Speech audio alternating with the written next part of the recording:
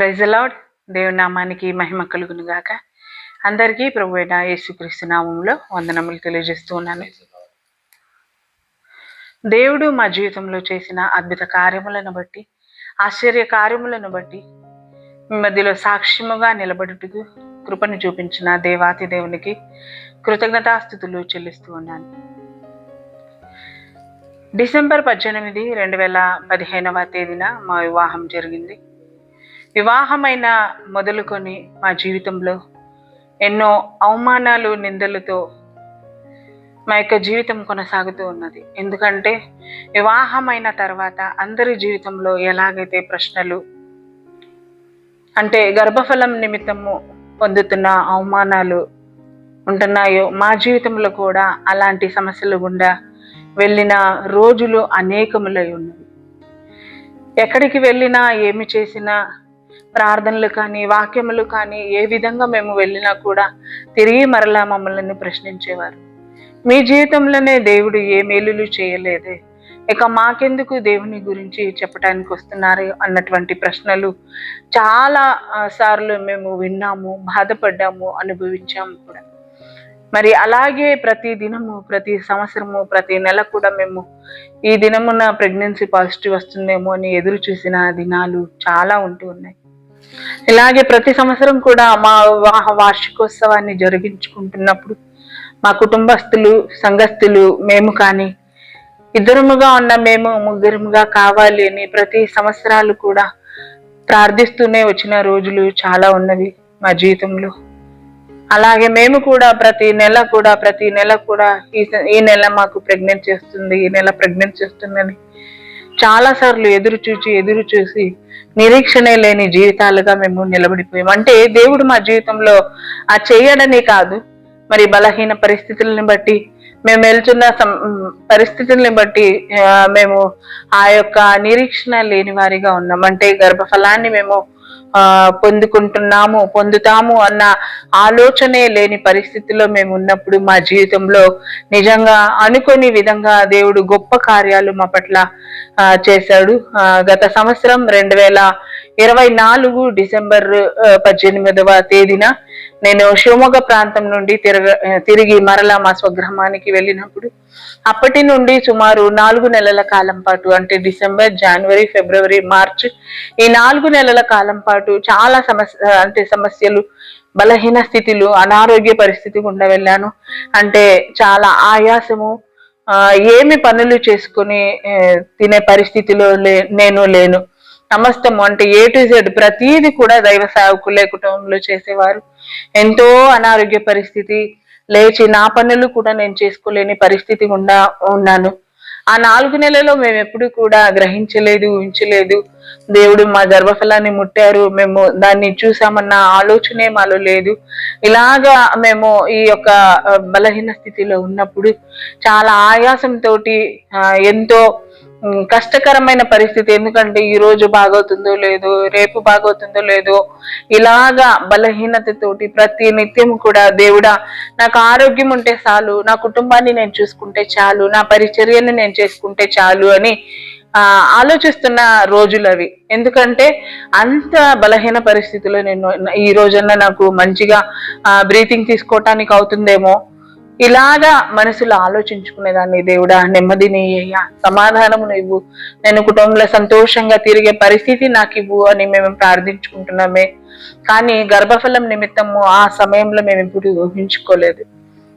కానీ అనుకునే రీతిలో ఈ యొక్క ఆయాసము, ఈ యొక్క బాధ, అంటే గ్యాస్ట్రిక్ ప్రాబ్లంతో కూడా చాలా బాధపడుతూ ఉన్నా నేను. ఇవన్నీ కూడా క్రమేణంగా తగ్గిపోతూ ఉన్న సందర్భంలో సడన్ గా ఎందుకు మరలా గైనిక్ పైన, అంటే కొన్ని బలహీనతలు నాలో ఉండేవి, థైరాయిడ్, PCOD, ప్రొలాక్టిన్, ఇవన్నీ కూడా మరలా ఎక్కువైనవేమో అన్నటువంటి సమస్యలు, ఆలోచనలు మాలో మొదలయ్యాయి. అప్పుడు దైవ సేవకుల దగ్గర నేను పంచుకున్నప్పుడు, లేదు మనము ఇమ్మీడియట్ గా వైద్యుల దగ్గరికి వెళ్దాము, అయినా ఒకసారి ప్రెగ్నెన్సీ టెస్ట్ చేసుకో అని ప్రతిరోజు కూడా నాతో అనేవారు. ఎందుకంటే ఏదో తెలియని నమ్మకము సేవకుల్లో ఉండింది, కానీ నాలో లేదు. ఎందుకంటే ఆ సమయంలో నేను ఎంతో బ్రీతింగ్ ప్రాబ్లంతో బాధపడుచు ఉన్నా. ఎందుకంటే నా పనులే నేను చేసుకోలేని పరిస్థితి అది.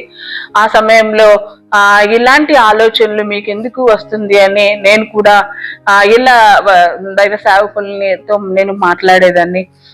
లేదు లేదు మనం వైద్యుల దగ్గరికి వెళ్దాము, చూయించుకుందాము అని వైద్యుల దగ్గరికి వెళ్దామని మేము బయలుదేరుతున్నప్పుడు హాస్పిటల్కి వెళ్ళే సమయంలో నేను ఇంట్లోనే ప్రార్థించుకున్నాను. అంటే నాలో నిరీక్షణ లేదు, ఆయన ప్రార్థించుకున్నా, అయ్యా నువ్వు రాయి నుండైనా పిల్లలను పుట్టిస్తావు కదా, రాతి నుండి నువ్వు పిల్లలను పుట్టించే దేవుడివి కదా అని నేను అలా మనసులో అనుకుంటూనే బయలుదేరాను. ఇంటి దగ్గర నుండి కొంచెం దూరం వెళ్ళిన తర్వాత దైవ సేవకులు నాతో అన్నారు, మన జీవితం మరలా మొదటికి వచ్చింది అని. ఎందుకు అంటే నేను ఇందాక చెప్పినట్లుగా నేను థైరాయిడ్ తో బాధపడుచున్న, పిసిఓడితో, ప్రొలాక్టిన్ తో సుమారు 9 సంవత్సరాల కాలం పాటు నేను చాలా సఫర్ అయ్యాను. ఎన్నో మెడిసిన్స్ తీసుకున్నాను, బ్రీతింగ్ ప్రాబ్లం కి ఎన్నో మెడిసిన్స్ తీసుకుంటూ వచ్చాను. కాబట్టి దైవ సేవకులు నాతో ఇలా అన్నారు. అప్పుడు నాలో చాలా బాధ, వేదన.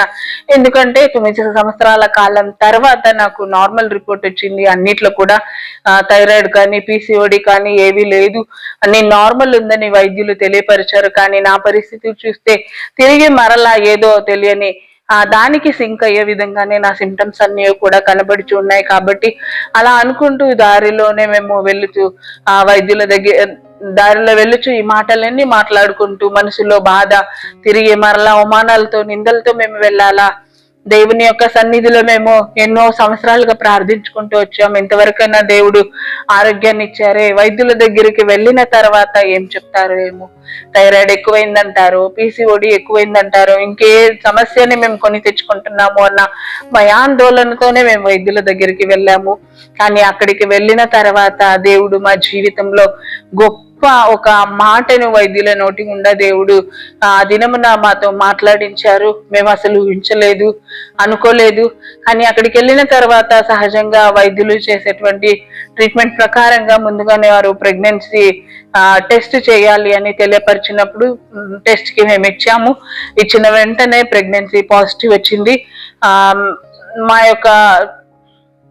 మమ్మల్ని వైద్యులు లోపలికి రమ్మన్నప్పుడు మేము లోపల వెళ్ళిన వెంటనే డాక్టర్ గారు ముందు దైవ సేవకులతో అన్నారు, ప్రెగ్నెన్సీ పాజిటివ్ వచ్చిందని తెలియపరిచారు. కొంత సమయం తర్వాత నేను లోపలికి వెళ్ళాను. నేను వెళ్ళిన తర్వాత కూడా సేమ్ అదే రిపీట్ చేశారు. కానీ నేను వినలేకపోయాను, నిజమా అబద్ధమా అన్నట్టుగా. అంటే నాకేమి వినపడలేదు, నాకు కనపడలేదు, వినపడలేదు అన్నట్టుగా నేను 3 సార్లు ఒకటి అని ఇలా ఏమో ఆశ్చర్యంగా నాలో నాకే తెలియని ఏదో బాధ, ఏదో ఆవేదన అలా ఉప్పొంగిపోతా ఉంది. సంతోషమో బాధ అర్థం కాని పరిస్థితుల్లో నోట్లో ఇద్దరికి మాటలు వస్తలేవు. మా ఆశ్చర్యాన్ని చూసి డాక్టర్ గారికి అర్థమైంది, వీళ్ళకి చాలా సంవత్సరాల కాలం పాటు పిల్లలు లేరు, అందుకే వీళ్ళు ఇలా చేస్తున్నారని. అని మమ్మల్ని చూడగానే డాక్టర్ కనుక్కున్నారు, వీరి యొక్క కుటుంబము దైవ సేవకుల యొక్క కుటుంబం అని. అప్పుడే తక్షణమే అన్నారు, దైవ సేవకుల యొక్క కుటుంబంలో దేవుడు ఇంత గొప్ప కార్యం చేశాడు, ఇన్ని సంవత్సరాలకి దేవుడు మీ జీవితాలలో గొప్ప కార్యం చేశాడు, ఇలాంటి వారిని మేము ఈ రోజు చూడటము మా ధన్యత, మా భాగ్యం అని దేవుని నామాన్ని వారు గణపరచడం జరిగింది. ఇమ్మీడియట్ గా మరలా స్కానింగ్ చేశారు. స్కానింగ్ చేసిన వెంటనే హార్ట్ బీట్ వినిపించి లాగా మరలా బయటకు వచ్చిన తర్వాత జరిగిన పరిస్థితి, మీరు ఎందుకు నమ్మడం లేదు, ఏమైంది, ఎందుకు అని వైద్యులు మమ్మల్ని ప్రశ్నించినప్పుడు మేము చెప్పినాము, గత 4 నెలల్లో మేము తీసుకున్నటువంటి ట్రీట్మెంట్ అన్ని కూడా చెప్పుకొచ్చాం.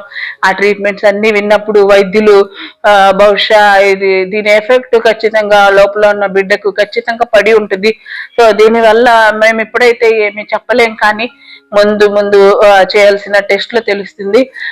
ప్రస్తుతానికి తీసుకుంటున్న ప్రతి మెడిసిన్స్ కూడా మీరు ఆపివేయాలి అని వైద్యులు తెలియపరిచారు. సో మేము ఆ మెడిసిన్స్ కంప్లీట్ గా ఆపేసాము. మా ట్రీట్మెంట్ ఎలాగునింది ఆ యొక్క 4 నెలలు అంటే ఉదయం ఒక ఇంజెక్షన్, సాయంత్రం ఒక ఇంజెక్షన్ ని మేము వేయించుకుంటూ, ఇలాగా నాకు తెలిసి ఒక 50 ఇంజెక్షన్స్ అయినా నేను 4 నెలలు వేయించుకుని ఉంటాను. ఈ యొక్క బలహీన పరిస్థితిలో వెళ్ళుచున్నప్పుడు ఒకదానికి ఒకటి బలహీనత పెరుగుతూనే ఉంది, కానీ ఎప్పటికీ తగ్గలేదు. అంటే బ్రీతింగ్ ప్రాబ్లం అని వైద్యుల దగ్గరికి వెళితే దానికి ట్రీట్మెంట్ తీసుకుంటూ ఇలాగ అది ఎక్కువయ్యి, యాసిడిటీ ఎక్కువయ్యి, ఇలాగనే మరలా బ్లడ్ ఇన్ఫెక్షన్ అంటూ ఏమీ తోచని పరిస్థితిలో ఉన్న ఆ సమయంలో దేవుడు మా జీవితంలో మేము ఎప్పుడైతే ఊహించలేదో, తలంచలేదో అలాంటి సమయాలలో దేవుడు ఊహకందని కార్యాన్ని దేవుడు మా జీవితంలో జరిగించాడు. ఇవన్నీ మేము డాక్టర్ కి వివరించినప్పుడు మా ప్రస్తుతానికి మెడిసిన్స్ ఆపివేయాలి అని తెలియపరిచారు కాబట్టి మేము ఆపేసి ఇంటికి వెళ్ళి యథావిధిగా మా జీవితము కొనసాగుతూ ఉంది. ప్రార్థించుకుంటూనే అలాగే మా జీవితాన్ని కొనసాగిస్తున్నాం. మరి ఎన్ని మెడిసిన్స్ తీసుకుంటూ నేను ఇంకా బ్రీతింగ్ ప్రాబ్లమ్ తో ఉండగానే మరలా ఇప్పుడు ఈ మెడిసిన్స్ అన్ని స్టాప్ చేశారు కాబట్టి నాలో ఇంకా బ్రీతింగ్ ప్రాబ్లం చాలా ఎక్కువ అయిపోయింది. చాలా కష్టకరంగా అయింది. ప్రతి రోజు కూడా ఎంతో వేదనతో, ఇంజెక్షన్స్ లేవు, మెడిసిన్స్ లేవు. ప్రెగ్నెన్సీకి సంబంధించిన మెడిసిన్స్ తప్ప నేనేం వాడకపోవడం వల్ల చాలా బలహీనతలో పడిపోయాను. తిరిగి మరలా సెర్చ్ చేశాము, మాకెవరైనా మంచి డాక్టర్ దొరికితే బాగుండు, గైనిక్ డాక్టర్ అని ఆలోచించి సెర్చ్ చేసినప్పుడు ఒక డాక్టర్ మాకు దొరికారు. ఆ డాక్టర్ దగ్గరికి వెళ్ళాము. వెళ్ళిన వెంటనే మా రిపోర్ట్స్ అన్ని చూసి మరలా ఎందుకు వచ్చారు మీరు ఇక్కడికి, వేరే దగ్గర చూపించుకున్నారు కదా అని వైద్యులు అడిగినప్పుడు మేమన్నాం ఇలా మేము కొన్ని మెడిసిన్స్ తీసుకుంటూ ఉన్నాము, అవి ఆపేసిన వెంటనే నాకు బ్రీతింగ్ ప్రాబ్లం ఎక్కువైంది, అందుకే మీ దగ్గర కన్సల్ట్ కోసం వచ్చాము అనగానే మెడిసిన్ యొక్క అంటే ఏదైతే మెడిసిన్స్ తీసుకున్నారో అవన్నీ కూడా వైద్యులు అడిగారు. మాకు తెలియకపోవడంతో మేము తిరిగి మరలా ఏ డాక్టర్ అయితే నాకు చూస్తున్నారో డాక్టర్ కాల్ చేసినప్పుడు ఇస్తున్న ఇంజెక్షన్స్ పేర్లు చెప్పిన వెంటనే గైనిక్ డాక్టర్ అన్నారు అబార్షన్ ఖచ్చితంగా చేయాల్సి వస్తుంది అని. మేము ఎక్స్పెక్ట్ చేయలేదు డాక్టర్ నోట్లో ఈ మాటలు వస్తాయని. ఎందుకంటే ఎవరైనా ఇంకా మంచిది చేయించుకోవాలనో, బాగలేని పరిస్థితిని బాగు చేసుకోవాలని వైద్యుల దగ్గరికి వెళ్తారే తప్ప ఇంకేదో కొనుక్కొచ్చుకోవటానికి కాదు కదా. అలా అన్న వెంటనే మాలో ఇంకా బాధలు ఎక్కువైంది, సమస్యలు ఎక్కువైంది. ఈ సమస్యానికి పరిష్కారం ఎలాగా అని వైద్యులను అడిగితే ఏమీ లేదు, ఖచ్చితంగా మీరు అబార్షన్ చేయించుకుంటే చాలా మంచిది, మీకు మంచిది, ఫ్యూచర్ అంటే మీ భవిష్యత్తుకి కూడా చాలా మంచిది అన్న మాట ఆమె నోట్లో వచ్చింది. మేమిద్దరమే ఏమీ తీర్మానం చేసుకోలేని పరిస్థితి. సరే మేము మౌనంగా అలాగే కూర్చొని ఉన్నాము. అప్పుడు వైద్యులు అన్నారు సరే మీ మాట మేరకు మేము పెద్ద స్కాన్ ఒకటి ఉంటుంది ఎన్టీ స్కాన్ అని, 4వ నెలలో ఆ స్కానింగ్ చూసి చెప్తాము. అయినా మాకైతే నమ్మకం లేదు, మీ యొక్క ఆలోచన బట్టి, మీ యొక్క ఎదురు చూపుల్ని బట్టి మేము ఈ యొక్క టెస్ట్ వరకు ఆగుదాము, వెయిట్ చేద్దామని వైద్యులు తెలియపరిచారు. అలాగే మేము ఇంటికి వచ్చాము. ఈ విషయాలన్నీ విన్న తర్వాత మా యొక్క కుటుంబంలో కానీ రక్త సంబంధికుల్లో కానీ ఎక్కడ మేము చెప్పుకోలేదు, మాకు ఇలాగ ప్రెగ్నెన్సీ పాజిటివ్ వచ్చింది అన్న మాట చెప్పలేదు. ఎందుకంటే ఎక్కడో తెలియని బాధ నాలో ప్రశ్న అలాగే ఉమిలిపోతుంది. అయితే మేము ప్రార్థన మాత్రం విడిచిపెట్టలేదు. ప్రతి నిత్యము ప్రతి క్షణం మేము ప్రార్థిస్తూనే ఉన్నాము. ఎందుకంటే ఇచ్చింది దేవుడు ఎందుకు తీసుకుంటాడు? మనము ఎన్నోసార్లు అనుకున్నాం ఈ రోజు దేవుడు ఇస్తాడు ఇలాగా అలాగా అని ఆలోచించి ఊహించిన రోజులలో దేవుడు మనకి ఇవ్వలేదు. కానీ ఇన్ని బలహీన పరిస్థితులు మనలో వచ్చినప్పుడు అయినా దేవుడు 3 నెలల కాలం పాటు ఖచ్చితంగా ఈ గర్భంలో ఉంచాడంటే దేవుని చిత్తము, దేవుని ఉద్దేశం ఇంకేదో ఉంది. అందుకే ఇలా మన జీవితంలో జరుగుతూ ఉంది అని మేము భావించి ప్రతినిత్యం ఇంకా ఎక్కువగా దేవునిలో ప్రార్థించడం మొదలు పెట్టాం. మేము ఆ సమయంలో నేను ఇలాగే ఒకే ఒక ప్రార్థన చేసేదాన్ని, నా గర్భం మీద చేయి పెట్టుకొని ప్రార్థించేదాన్ని. నేను ప్రార్థించినట్టుగా కాకుండా గర్భంలో ఉన్న నా బిడ్డే ప్రార్థించినట్టుగా కీర్తనకారుడు పలికిన మాట విధంగా పిండమునై నేనుండగా నా కన్నులు చూసెను అని, ఇలా బిడ్డ కడుపులోనే దేవుని ప్రార్థించినట్టుగా నా గర్భంలో ఉన్న బిడ్డ నిన్ను ప్రార్థిస్తుందయ్యా. ఈ పిండము నేను చూడలేకపోవచ్చు, నువ్వు చూస్తున్నావు, నీ యొక్క కన్నులు ఈ పిండం పైన ఉంది, ఈ బిడ్డ పైన ఉంది, ఇది నీవు ఇచ్చినది కదా తండ్రి అని ప్రతిరోజు ప్రతి క్షణము మేము ప్రార్థిస్తూనే మా యొక్క అడుగులు వేసేవారమే. ఏ క్షణము ఏమవుతుందో తెలియని పరిస్థితి ఇలాగా కొనసాగుతూ ఉన్నప్పుడు మరి ఎన్టీ స్కాన్ కి మేము వెళ్ళాం. ఎన్టీ స్కాన్ కి వెళ్ళిన తర్వాత తిరిగి మరలా డాక్టర్ దగ్గరికి వెళ్ళినప్పుడు డాక్టర్ తెలియపరిచారు లోపల ఉన్న బిడ్డకి ఏ యొక్క బలహీనత లేదు, ఏ ప్రాబ్లం లేదు, ఏ సమస్య లేదు, మీరు ధైర్యంగా ఈ ప్రెగ్నెన్సీ జర్నీని మీరు కొనసాగించవచ్చు అన్నప్పుడు ఆ మాటకు ఆ యొక్క డాక్టర్ చెప్పిన మాటలకు మాలో సంతోషము అంత కాదు, మాలో ఉప్పొంగింది. దేవుడు మా జీవితంలో మేము ఊహించిన దానికంటే అత్యధికంగా దేవుడు చేస్తున్నాడు కదా. మరి 2 డాక్టర్స్ చెప్పారు ఈ బిడ్డ మీకు ప్రమాదము, ఈ బిడ్డను ఉంచుకోవటం అంత సేఫ్ కాదు, నిజంగా చాలా కష్టకరం అని చెప్పినప్పటికీ దేవుడు ఆ యొక్క మాటలను తారుమారు చేశాడు కదా నిజమైన దేవుడు అని మేమెంతో సంతోషపడి ఆరాధించి ఆ యొక్క ప్రెగ్నెన్సీ జర్నీలో మేము సంతోషంగా ఉన్న సమయంలోనే మరలా నాకు తెలియకుండానే ఎన్నో కాంప్లికేషన్స్ నాలో వచ్చింది. ఎన్టీ స్కాన్ రిపోర్ట్ లో సర్వైకల్ లెంత్ షార్ట్ గా ఉందని, మరి దానికి స్టిచెస్ వేయాల్సి వస్తుందని వైద్యులు తెలియపరిచారు. అది కూడా మేము చేయించుకున్నాం, కంప్లీట్ బెడ్ రెస్ట్. దీంతో పాటుగా మరలా షుగర్ వచ్చింది, బీపీ ఎక్కువైంది, అన్నిటికీ మెడిసిన్స్ తీసుకుంటూనే ఉన్నాం. ఎక్కడికి కదలని పరిస్థితి, ఎక్కడికి వెళ్ళడానికి లేదు, కంప్లీట్ గా బెడ్ రెస్ట్ లో ఉండాలి 9th మంత్ వరకు అని కూడా డాక్టర్ తెలియపరిచారు. అయితే నేను ఎప్పుడు కూడా వైద్యులు చెప్పిన విధంగా నేను ఏది సరిగా ఫాలో అవ్వలేదు. ఎందుకంటే నా గర్భంలో ఉన్న బిడ్డ దేవుడు ఇచ్చింది, దేవుడే నడిపిస్తాడు, దేవుడే ముందుకి గొప్ప సాక్ష్యంగా మమ్మల్ని నిలబెడతాడన్న ఒక నమ్మకం నాలో ఎక్కువైంది. ఇలాగా నేను హాస్పిటల్కి వెళ్తూ వస్తూ వారిస్తున్న ప్రతి ట్రీట్మెంట్ ని తీసుకుంటూనే ఉన్నాను. ఆ షుగర్ కి ప్రతిరోజు 4 సార్లు ఇన్సులిన్ తీసుకుంటూ, బీపీకి 3 సార్లు టాబ్లెట్లు వేసుకుంటూ ఇలాగా నా ప్రెగ్నెన్సీ జర్నీని కొనసాగిస్తూ ఉండగా మా యొక్క ప్రసవ దినములు దగ్గర పడుతున్న సందర్భంలో వైద్యులు తెలియపరిచారు, ఖచ్చితంగా మనం సి సెక్షన్ కి వెళ్దాము, నీలో చాలా కాంప్లికేషన్స్ ఉన్నాయి, వీటికి వేరే పరిష్కారం లేదని వైద్యులు తెలియపరిచినప్పుడు నేను ఒక్కటే అన్నాను, లేదు డాక్టర్, నాకు నార్మల్ డెలివరీ కావాలి, నేను చేయించుకుంటాను, నాకు సి సెక్షన్ వద్దు, నార్మల్ కి ట్రై చేద్దాము అంటే డాక్టర్ ఎన్ని కాంప్లికేషన్స్ లో మేము చేయడం అంతా సేఫ్ కాదు అని చెప్పినా కూడా నేను మొండికేసి లేదు, ఖచ్చితంగా నేను నార్మల్ డెలివరీ ఫేస్ చేస్తాను, నా వల్ల కాకపోతే అప్పుడు మీరు సి సెక్షన్ చేద్దురు అని ఆ మాట డాక్టర్ దగ్గర చెప్పి మేము మరలా గృహానికి వచ్చాము. వచ్చిన తర్వాత ప్రతిరోజు మేము ప్రార్థించుకుంటున్నాము. కుటుంబంలో ప్రతిరోజు అందరూ వాక్యం చేతనని హెచ్చరిస్తూ ధైర్యపరుస్తూ కుటుంబంలో కృతజ్ఞతా కూడికలు ఏర్పాటు చేస్తూ వస్తున్న సేవకులు కానీ, స్నేహితులు, బంధుమిత్రులు, విశ్వాసులు అందరూ కూడా ప్రతిరోజు ఈ యొక్క డెలివరీ విషయమై ప్రార్థిస్తూనే వస్తున్నారు. ఎంతో మంది 8 నెలల కాలం పాటు నువ్వు జాగ్రత్తగా ఉంటే చాలు, 9 నెలల పడిన రోజు నువ్వు డెలివరీకి వెళ్ళినా ఏమి తొందర లేదన్నారు.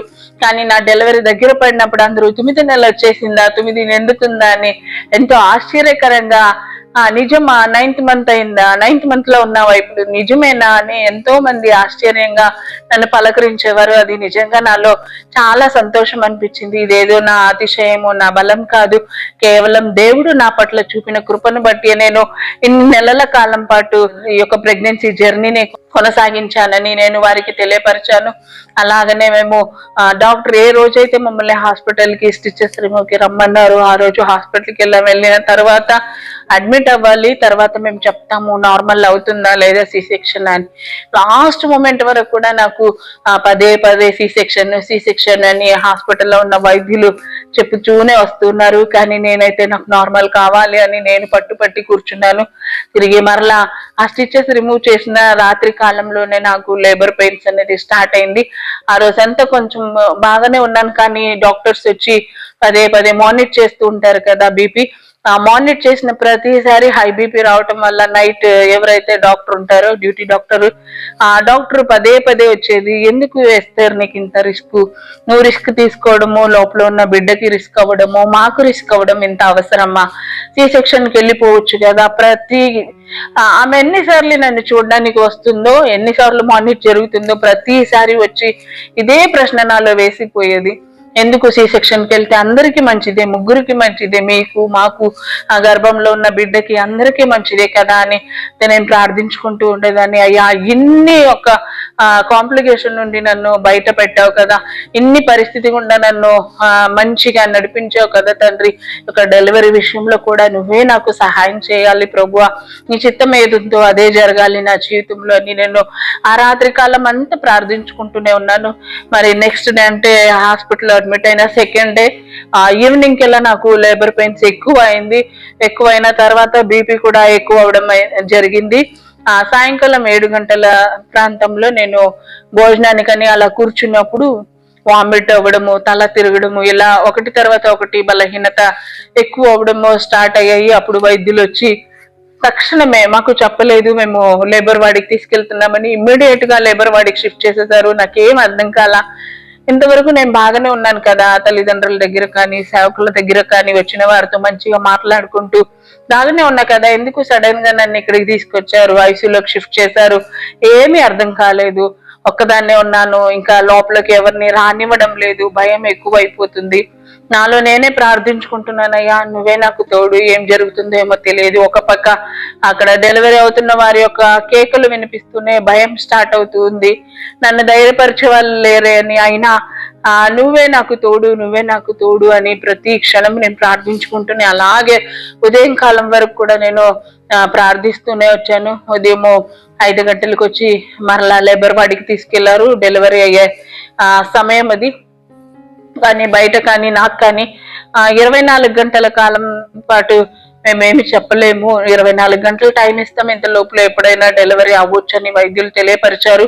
అప్పటికి ఎవరో ఒకరు వచ్చేది, సి సెక్షన్ చేయించుకోవచ్చు కదా, ఎందుకు మీరు ఆలస్యం చేస్తున్నారు, ఎందుకు నార్మల్ డెలివరీకి ఎంత వెయిట్ చేస్తున్నారు, మీకు తెలుసు కదా షుగర్ ఉంది, బీపీ ఉంది అని, బ్రీతింగ్ ప్రాబ్లం ఉందని, ఎందుకు మీరు ఎంత పట్టుపట్టి కూర్చున్నారని పదే పదే ప్రతి ఒక్కరు అనేవారు. మాకు అన్నప్పుడల్లా దేవునితో ఎక్కువ ప్రార్థిస్తున్నానే కానీ నా నమ్మకం ఎక్కడ కూడా పడిపోలేదు.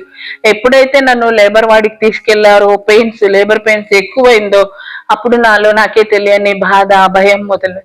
ఎందుకంటే నా పక్క బిడ్డుండే వారందరూ వారు ఏడుస్తున్న ఆ ఏడుపు, కేకలు, ఆ మాటలు విని ఇక నా వల్ల కూడా కాదు, ఎన్నో కాంప్లికేషన్స్ ఉన్నాయి నాలో. ఫస్ట్ నుంచి కూడా చాలా బలహీన పరిస్థితి, ఆయాసంగా ఉంది.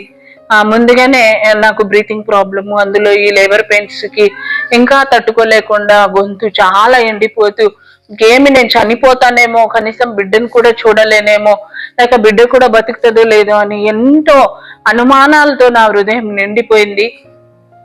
కానీ తక్షణమే నేను అక్కడున్న సిస్టర్స్తో అన్నాను, సిస్టర్స్ నా వల్ల కావడం లేదు, నేను కనలేను, నా వల్ల కాదు, నేను నార్మల్ డెలివరీ చేసుకోలేను సిస్టర్, దయచేసి నా మాట విని నాకు సి సెక్షన్ చేయండి సిస్టర్ అని ఇలాగ నేను బతిమలాడము. ఒక్కొక్కసారి చెప్పాలంటే నిజంగా మా కుటుంబస్తులకైతే దండం పెట్టి చెప్పాను, దయచేసి మీ కాళ్ళు పట్టుకుంటాను, మీరు నాకు చెప్పండి, డాక్టర్కి చెప్పండి, నేను సి సెక్షన్ చేసుకుంటాను, నా వల్ల కాదు. ధైర్యపు మాటలు నాలో అస్సలు రావడం లేదు, నిరీక్షణ యొక్క ఆలోచనలు నాలో అస్సలు లేదు. ఎందుకంటే అంత భయపడుతూ ఉన్నాను. లేబర్ వార్డులో బీపీ పెరిగిపోతూనే ఉంది. వచ్చిన వాళ్ళందరూ కూడా ధైర్యపరుస్తున్నారు, లేదు డెలివరీ అవుతుంది, నార్మల్ అవుతుంది, నువ్వు ఖచ్చితంగా నార్మల్ డెలివరీ చేసుకునే ఇక్కడ నుండి వెళ్ళిపోతావని అక్కడ వైద్యులందరూ తెలియపరిచారు. అయినా నేను ఒప్పుకోలేదు. బయట ఉన్న మా కుటుంబస్తులందరూ కూడా వైద్యుల దగ్గర బతిమలాడారు, లేదు మా పాప తట్టుకోలేదు, సి సెక్షన్ చేసేయండి అని. అప్పుడు వైద్యులు అన్నారట, లేదు నార్మల్ అవుతుంది, మీరు వెయిట్ చేయండి, ఖచ్చితంగా అన్ని మంచిగా జరుగుతుంది అని తెలియపరిచినప్పుడు మేము అలాగే ప్రార్థించుకుంటూ ఆ యొక్క లేబర్ వార్డులో ఉన్నప్పుడు సడన్ గా వాక్ చేసుకొని రా ఒకసారి అని అన్నారు. నొప్పితో నేను అసలు నడిచే పరిస్థితిలో కూడా లేను. అలాంటి పరిస్థితుల్లోనూ కూడా నాకు సాధ్యం కాని పరిస్థితిలో అలా నడుచుకుంటూ వెళ్ళొచ్చాను. తర్వాత మా సిస్టర్ ఒకరు వచ్చారు, వచ్చి ఎందుకు సి సెక్షన్ అంటున్నావు, ఎన్ని రోజులు నువ్వే కదా ధైర్యపు మాటలు మాకు చెప్పావు, సి సెక్షన్ వద్దు, నార్మల్ చేసుకుంటానని దేవుడి మాటలు కొన్ని మాట్లాడి హెచ్చరించింది. అలాగే దైవ సేవకులు కూడా వచ్చి చాలా విషయాలు, అంతకుముందు ఒక వారం నుండే మా కుటుంబంలో ప్రతి ఒక్కరూ కూడా చిన్నపిల్లలు మొదలుకొని పెద్దవారి వరకు, తల్లిదండ్రులు కానీ అన్నోళ్ళు ప్రతి ఒక్కరు కూడా ఎన్నో ధైర్యపు మాటలు చెప్తూనే ఉన్నారు. దేవునికి సమస్తం సాధ్యము, ధైర్యంగా ఉండు, నీకున్న కాంప్లికేషన్స్ కి ఏవి అడ్డం రాదు, దేవుని కృప చేత మంచి బిడ్డను తీసుకొని వస్తావని అంటున్నాను. కానీ లేబర్ వార్డులో మాత్రం ఎందుకు అన్ని మర్చిపోయి నేను చాలా ఏడుస్తున్నాను. అవన్నీ కూడా దైవ సేవకులు నాకు జ్ఞాపకం చేశారు, లేదు నీ వల్ల సాధ్యమైతుంది, ఎందుకు భయపడుతున్నావు, భవిష్యత్తును జ్ఞాపకం చేసుకో, మంచి జీవితం వస్తుంది, ఖచ్చితంగా దేవుడు నీకు ఆ నొప్పిని తట్టుకునే శక్తిని ఇస్తాడని వాక్యము చేత నన్ను బలపరిచారు, అనేకమైన మాటలతో హెచ్చరించారు. అలాగా ప్రోత్సహిస్తూ, లేదు ఖచ్చితంగా మంచిదే జరుగుతుంది అని ఇలాగా వచ్చి ధైర్యపు మాటలు నాలో అలాగే నిలబడిపోయాయి. వచ్చి వెళ్ళిన తర్వాత నేను ప్రార్థించడం ఎక్కువ చేశాను. అప్పటి వరకు అక్కడున్న సిస్టర్స్ కూడా ఎందుకు అమ్మ అని ఏడుస్తున్నావు, నాన్న అని ఏడుస్తున్నావు, ఏదేదో చెప్పి ఏడుస్తున్నావు, అదేదో నీ దేవుడికి ప్రార్థన చేసుకుంటానే అలాగే ఉండిపోవచ్చు కదా అని ఎన్నోసార్లు అన్నా. నేను ఒక పక్క అనుమానం, ఎందుకు ఇంత నొప్పికి నేను చనిపోతూ ఉన్నాను కదా, నా వల్ల కావట్లేదే అని ఇలా బాధపడుతూ లేబర్ వార్డ్ లో నేను కొంత సమయం పాటు అసలు ప్రార్థించుకోలేదు. ఇలాగా అమ్మ నాన్నని, దైవ సేవకుని, ఇలాగా మా కుటుంబస్తుల్ని జ్ఞాపకం చేసుకుంటూ ఇలాగే ఏడుస్తూ ఉండేదాన్ని. ఎప్పుడైతే దేవుని మాటలు చెప్పి ధైర్యపరిచి బయటికి వెళ్ళారో అప్పుడు నేను ప్రార్థించడం మొదలు పెట్టాను. బలపరచువాడా దేవా, నీ సన్నిధిలో నన్ను జ్ఞాపకం చేసుకొని దేవుని స్తుతిస్తూ దేవుని ఆరాధిస్తూ నన్ను బలపరచు, నాకు ధైర్యం దయచేయని పాటల ద్వారాగా దేవుని నామాన్ని గణపరుస్తూ ఉన్నప్పుడు మరలా వైద్యులు వచ్చి ఒకసారి వాక్ చేసిరా అని చెప్పారు. నాకు తెలియదు, డెలివరీ టైం దగ్గర పడిందని అలా వెళ్ళి ఒక్కసారి చాలా కష్టపడ్డాను నడవటానికి కూడా. కానీ అలా వెళ్ళి నడిచి వచ్చాను. వచ్చి మాట్లాడుతున్న సమయంలోనే దేవుడు మీకు మగ బిడ్డని ఇచ్చాడని డాక్టర్ తెలియపరిచారు. అంటూనే ఇప్పుడు సి సెక్షన్ చేయనా, ఇంకో బిడ్డని ఇస్తాడేమో దేవుడు అని అలాగా మాట్లాడారు డాక్టర్. అప్పుడు తెలిసింది నాకు డెలివరీనే అయిపోయిందని. అయితే ఎంతసేపు నేను నొప్పికి ఎంత బాధపడ్డాను, ఎంత వేధించాను, ఎంత రోదనతో ఉన్నాను. కానీ డెలివరీ సమయంలో నాకు ఆ నొప్పి అనేది తెలియకుండా దేవుడు చక్కగా ఆ యొక్క నార్మల్ డెలివరీగా నేను సేఫ్ గా నన్ను బిడ్డను ఉంచాడు దేవుడు. అందుని బట్టి దేవాతి దేవునికి నేను కృతజ్ఞతాస్తుతులు చెల్లిస్తున్నాను. మరి బిడ్డ విషయంలో కూడా దేవుడు ఎంతో మంచి ఆరోగ్యాన్ని నుంచి ఏ బలహీన స్థితిలో కూడా దేవుడు ఆ బిడ్డని తీసుకువెళ్ళక మంచి ఆరోగ్యాలతోటి దేవుడు నడిపించాడు. మరి డెలివరీ విషయంలో అన్నిటికి కూడా దేవుడు కృపను అనుగ్రహించారు. మంచి ఆరోగ్యంతో త్వరగా కోలుకోవడానికి దేవుడు సహాయాన్ని అందించారు. అందుని బట్టి దేవాతి దేవునికి స్తోత్రములు చెల్లిస్తున్నాను.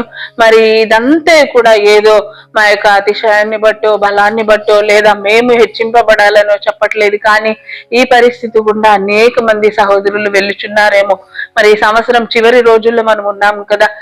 దేవుడు ఎన్నో సంవత్సరాల గుండా ఆలోచిస్తూ నా బిడ్డలకి వివాహం జరగలేదే, ఉద్యోగాలు లేవే, గర్భఫలము లేదే, అప్పుల సమస్యలు తీరలేదే, మనం ఇల్లు కట్టుకోలేదే, ఇలాగా ఎన్నో ఆలోచనలతోటి మనం ఈ చివరి మాసంలో ఈ సంవత్సరం యొక్క చివరి గడియలో మనము ఉన్నాము. కాబట్టి ఈ మాటల చేత, ఈ సాక్ష్యము చేత అనేక మంది జీవితాలలో చిగురింప చేయాలి. దేవుని మాటలు, దేవుని యొక్క మాటలు, దేవుని యొక్క చిత్తము మీ యొక్క జీవితాలలో జరగాలని ఈ సాక్ష్యం ద్వారాగా కొందరైనా అంటే వింటున్న వారి జీవితాలలో ఎన్నో ఆశీర్వాదదాయకములు జరగాలన్న ఒకే ఒక ఉద్దేశంతో మేమందరం నేను దైవ సేవకులు నిలబడి ఉన్నాము. ఎందుకంటే మా జీవితంలో ఇంత గొప్ప కార్యాలు దేవుడు చేశాడు. నిరీక్షణతో ఉన్న రోజుల్లో మేము వాటిని పొందుకోలేదు. కానీ నిరీక్షణ లేని జీవితాలుగా మేము ఎప్పుడైతే నిలబడ్డామో ఆ దినాలలో దేవుడు మాకు ఊహ కందని కార్యాన్ని మా జీవితంలో దేవుడు జరిగించారు. అలాగే మీ జీవితాలలో కూడా ఎవరైతే మాకు ఇంకా ఇన్ని సంవత్సరాలు జరిగాయి, పిల్లలకి వివాహము కాలేదు, ఉద్యోగము రాలేదు, గర్భఫలము మేము పొందుకోలేదని ఆలోచిస్తున్నారు, ఖచ్చితంగా మీ జీవితాలలో కూడా దేవుడు ఎన్నో దేవుని వాక్యము చేత మిమ్మల్ని హెచ్చరిస్తూనే వస్తున్నారు. ఆయన ఎక్కడో తెలియని అనుమానము, ఎక్కడో తెలియని బాధలు, ఎక్కడో తెలియని వేదన వెంటాడుతూ వస్తూ ఉన్నది. కాబట్టి ఈ మాటల ద్వారాగా మీ జీవితాలలో ఇంకా ఆశలు ఎక్కువ అవ్వాలి కానీ కృంగిపోకూడదన్న ఒక చిన్న ఉద్దేశము. ఎక్కడైనా కూడా ఒక నమ్మకాన్ని కుదుర్చుకొని దేవుని సన్నిధిలో ఈ సంవత్సరంలో ఖచ్చితంగా దేవుడు మా పట్ల కూడా చేస్తారు, దేవుని యొక్క కార్యాలు మేము చూస్తాము అనే నమ్మకము నీలో ఇంకా ఎక్కువ అవ్వాలని, దేవుని కార్యాలు మీరు చూస్తారన్న ఆలోచన ఆశతోటి వస్తున్న నూతన సంవత్సరంలో అడుగు పెడతారని, మరి మీ జీవితాలలో ఇలాగే మా సాక్ష్యాలుగా రానున్న రోజుల్లో మీ సాక్ష్యాలు కూడా అనేక మందికి ఆశీర్వాదదాయకంగా దేవుడు ఉంచబోతున్నాడని ఈ సాక్ష్యం ద్వారా మీ అందరికీ తెలియపరుస్తూ, మరి ఈ సాక్ష్యాన్ని బట్టి దేవాతి దేవునికి కృతజ్ఞతాస్తుతులు చెల్లిస్తూ అందరికీ నా హృదయపూర్వకంగా వందనాలు తెలియజేస్తున్నాను. ఆమేన్.